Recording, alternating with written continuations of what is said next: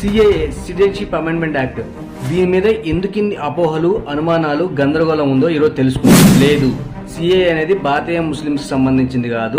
భారతీయ ముస్లింస్కే కాదు, భారతదేశంలో ఉన్న ఏ ఒక్క మతానికి చెందిన వ్యక్తులకి సిఏఏకి సంబంధం లేదు. సిఏఏ అనేది ఇతర దేశాల నుంచి భారతదేశంలోకి వచ్చే ముస్లిం యొక్క పౌరసత్వాన్ని ఇవ్వకుండా అడ్డుకుంటుందా? లేదు.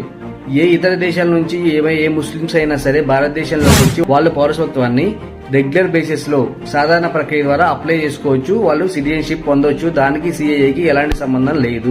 సిఏఏ అనేది ఇతర దేశాల నుంచి ఇల్లీగల్ గా భారతదేశంలోకి వచ్చిన ముస్లింస్ కోసమే తీసుకొచ్చిన యాక్ట్ కాదు. ఇండియాలోకి ముస్లింసే కాదు, ఏ దేశానికి చెందిన వ్యక్తులైనా ఇల్లీగల్ గా వస్తే ఫారినర్స్ యాక్ట్ 1946 ద్వారా వాళ్ళు పనిషబుల్ అవుతారు.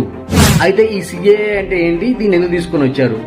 ఆఫ్ఘనిస్తాన్, బంగ్లాదేశ్, పాకిస్తాన్ లో మైనార్టీలుగా ఉన్న హిందువులు, క్రిస్టియన్లు, బుద్ధిస్టులు,